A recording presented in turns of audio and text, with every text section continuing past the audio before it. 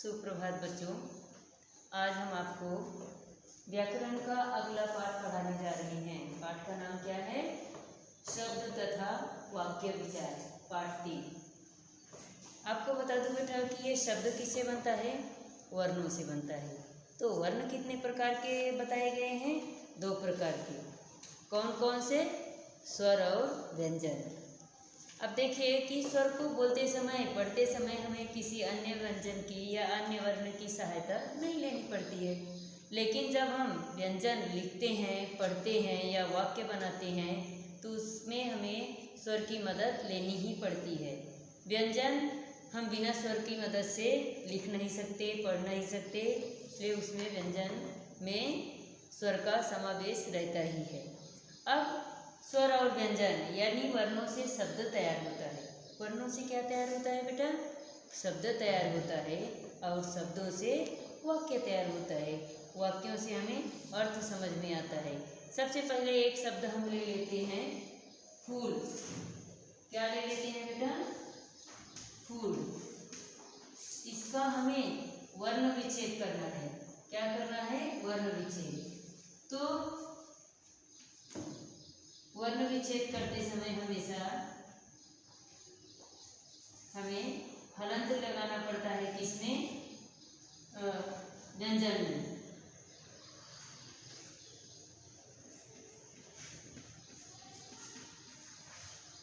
अब देखिए ये अलग अलग है। यहाँ पर क्या दिया गया है? यहाँ पर क्या दिया गया है? शब्द वर्ण। पहला क्या है? व प्लस उ प्लस ला प्लस आ। मिलाकर हम पढ़ेंगे तो ही इसका शब्द बनेगा। और शब्द क्या बना है? फूल। फूल से हम बहुत सारे वाक्य तैयार कर सकते हैं। गुलाब का फूल है, फूल की महक बहुत अच्छी लगती है। फूल विविध प्रकार के होते हैं। बहुत सारे वाक्य बना सकते हैं और उन वाक्यों से हमें अर्थ समझ जाता है। इस तरह से शब्दों का हम उच्चार करते हैं, लिखते हैं। अब जैसे हमने लिखा सूरज। क्या लिखा बेटा? सूरज। अगर उसे हमें वर्ण विच्छेद में लिखना है तो स प्लस उ प्लस रा प्लस आ प्लस जा प्लस आ, तो मिलाकर हम पूरा क्या लिखेंगे?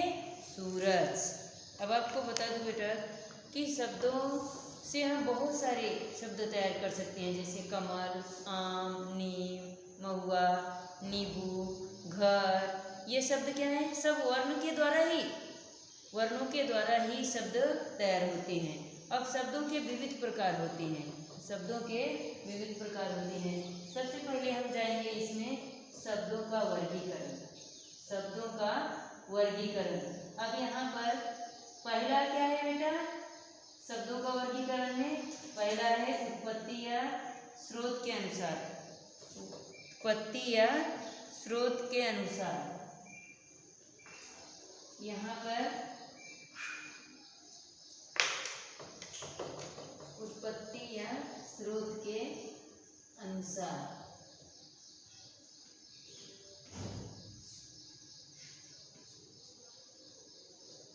उसमें से कितने प्रकार हैं? 4।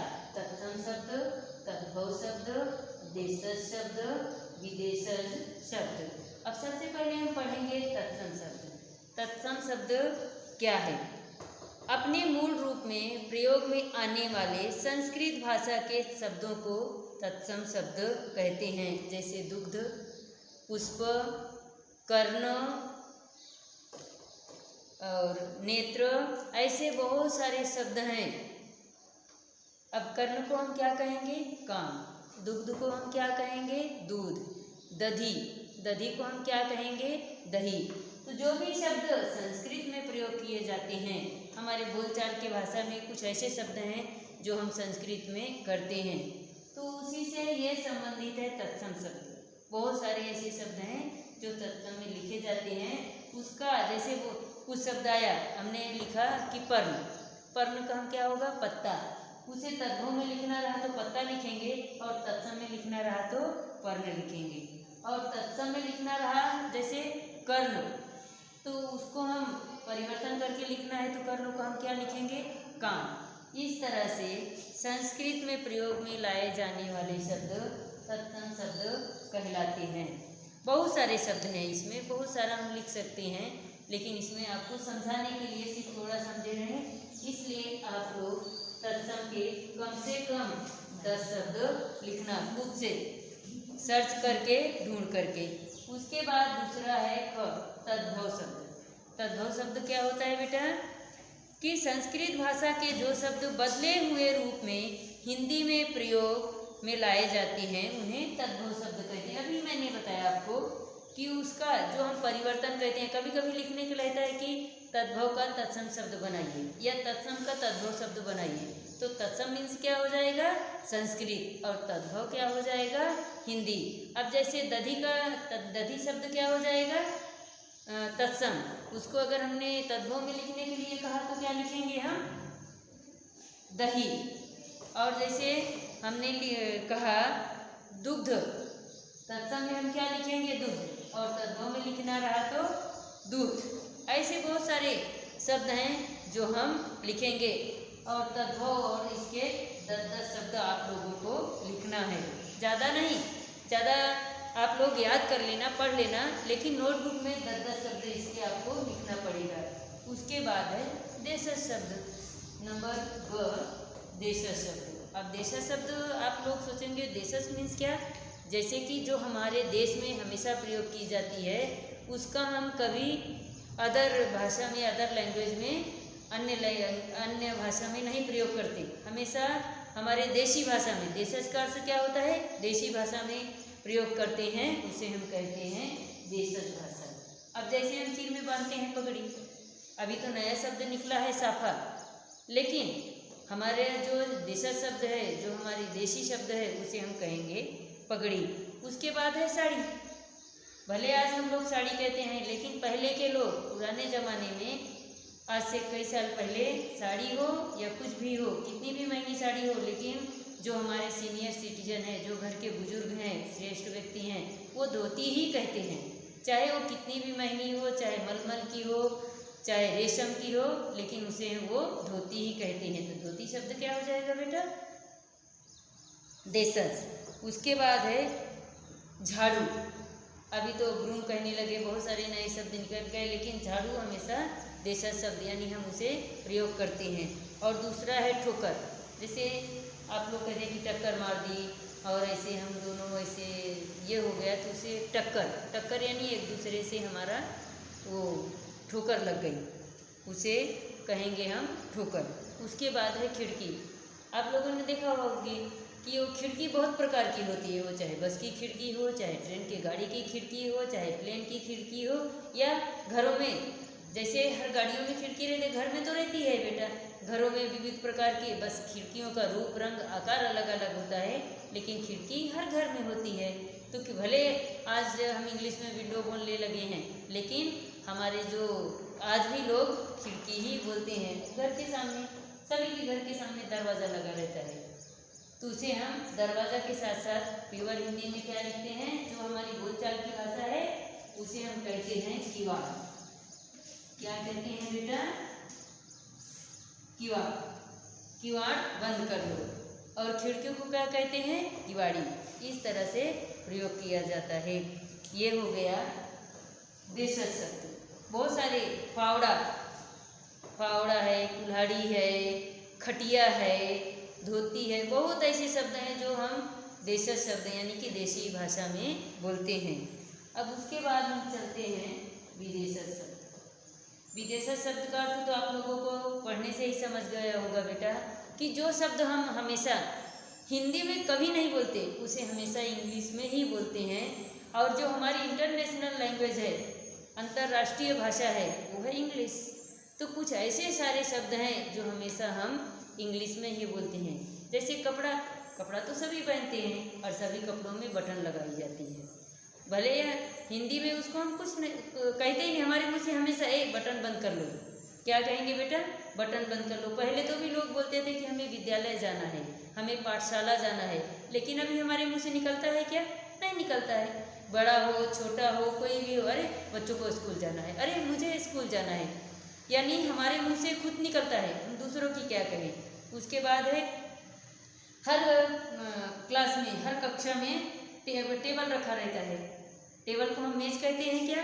नहीं कहते हैं, हमेशा उसे टेबल ही कहते हैं। हमारे मुंह से निकलता ही है, उसे चाहकर भी हम टेबल मेज नहीं बोल सकते, क्योंकि हमारी आदत पड़ी रहती है। और दूसरे से हम बताने के लिए अगर मेज बोले तो आज के बच्चों में तो समझता भी नहीं कि मेज किसे कहते हैं, इसलिए उसे हम हमेशा टेबल ही कहते हैं। और उसके बाद है डॉक्टर। हम वैद्य करके बुलाते हैं क्या कि हम वैद्य के पास जा रहे हैं? नहीं, हमेशा उसे डॉक्टर ही कहते हैं। अब रही बात पेंसिल, पेंसिल को हम कहते हैं क्या कि ये है वो है? नहीं, पेंसिल तो पेंसिल ही है। पुलिस, हर जगह पे पुलिस स्टेशन रहता है, थाना रहता है, लेकिन वहाँ के जो वर्कर रहते हैं, जो काम करने वाले हमारे सैनिक रहते हैं, उनको हम पुलिस ही कहते हैं। और भी हम दूसरा वर्दीधारी ये वो, लेकिन नहीं, हमारे मुंह से पुलिस निकलता है तो हम पुलिस ही कहते हैं। और उसके बाद है हमारी हिंदी भाषा में, आप लोगों को तो बताएंगे बेटा कि हिंदी एक ऐसी भाषा है कि हिंदी, इंग्लिश, उर्दू, अरबी सारे शब्द वो समावेश कर लेती है और उन सबका मान सम्मान भी हम करते हैं। अब अरबी में अगर हमें अरबी शब्द कौन कौन से हैं? कागज़, खून। हम कहते हैं कि हिंदी में कि रक्त बह रहा है, नहीं, खून बह रहा है, तो खून शब्द क्या हो जाएगा? अरबी शब्द हो जाएगा। जमींदार, फकीर, बाजार, ये सब क्या हो जाएंगे बेटा? अरबी शब्द। अब उसी से मिला हुआ है पुर्तगाली, जो पुर्तगाल में बोला जाता है, उसी से संबंधित शब्द है जो हम भी बोलते हैं, न देशज बोलते हैं न विदेशी बोलते हैं, सीधा पुर्तगाली में बोलते हैं। जैसे अलमारी, गोदाम, साबुन, ये कौन से भाषा में लिखा गया है? पुर्तगाली। तो ये थे बेटा उत्पत्ति या स्रोत के आधार पर इन शब्दों की डिफिनेशन यानी कि परिभाषा। अब आप लोगों को बता दूं बेटा कि इन चारों शब्दों का तत्सम शब्द किसे कहते हैं, तद्भव शब्द किसे कहते हैं, देशज शब्द किसे कहते हैं, विदेशज शब्द किसे कहते हैं, इसकी परिभाषा आप लोगों को लिखना है। अगर नहीं आएगा तो फिर हम आपको पीएच के रूप में दे देंगे, लेकिन पहले कोशिश करो लिखने की कि नहीं। अब जैसे विदेशी का क्या है? विदेशी भाषाओं से हिंदी भाषा में ग्रहण किए गए शब्दों को विदेशज शब्द कहते हैं। अब उसके बाद हम अगला चलते हैं, इसी का अगला भाग है नंबर 2, अर्थ के आधार पर। अर्थ के आधार पर कितने प्रकार होते हैं बेटा? 2। कौन कौन से? सार्थक शब्द और निरर्थक शब्द। सार्थक शब्द का अर्थ क्या होता है बेटा? जिन शब्दों का कोई अर्थ निकलता हो उसे सार्थक शब्द कहते हैं।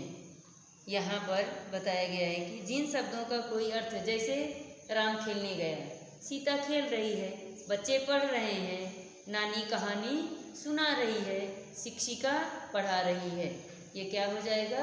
सार्थक शब्द। कोई वाक्य अगर हम उसे व्यवस्थित क्रम में, व्यवस्थित समूह में लिखेंगे तो ही उसका अर्थ निकलेगा, तो उसे हम क्या कहेंगे?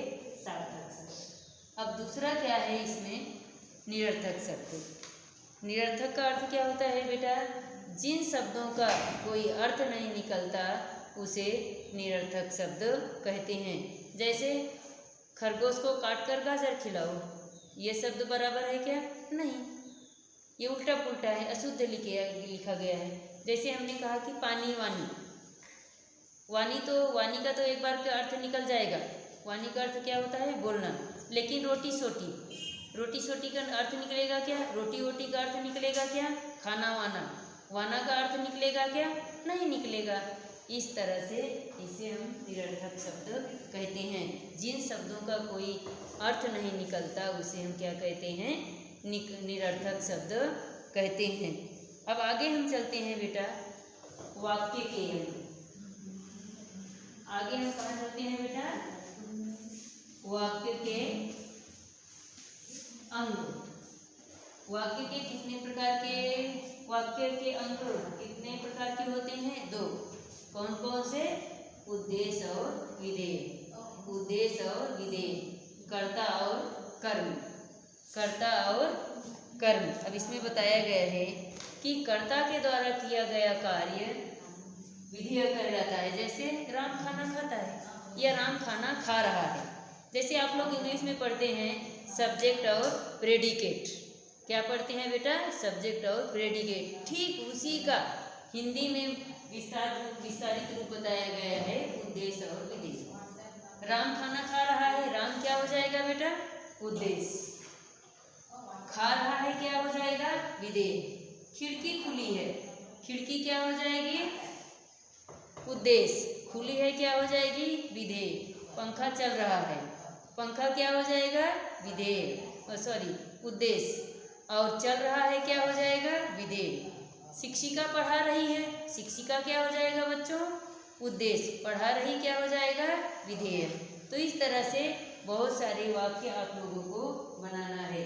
तो इसका भी आप इसकी भी परिभाषा और इसकी भी परिभाषा सबकी आप लोगों को लिखना है ध्यानपूर्वक। इसलिए सुनिए और वीडियो भी देखते समय ध्यानपूर्वक सुनिएगा बेटा।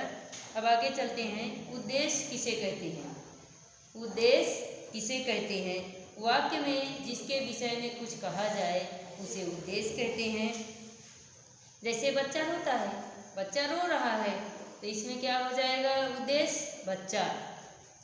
राम खा रहा है तो राम क्या हो जाएगा, उद्देश्य। सीता जा रही है, सीता क्या हो जाएगा बेटा, सीता क्या हो जाएगा, उद्देश्य। जा रही क्या हो जाएगा, विधेय। इस तरह से आप लोगों को उद्देश्य और विधेय के बारे में जानना और समझना है और आप लोग इसे अच्छी तरह से लिखिएगा। विधेय किसे कहते हैं, वाक्य में उद्देश्य के विषय में जो कुछ कहा जाता है, वाक्य में उद्देश्य के विषय में जो कुछ कहा जाता है उसे विधेय कहते हैं। इस तरह से ये पीएच के पढ़ाई तो हूँ बेटा, लेकिन पीएच भी आपको बताई हूँ कि सभी की परिभाषा आप लोगों को लिखना है। अब ये इसका भाग 1 है, क्या है बेटा, भाग 1 है। अब भाग 2 अगले इसमें पढ़ाऊंगी, जो रहेगा वाक्य विचार। यहीं समाप्त करती हूँ। धन्यवाद।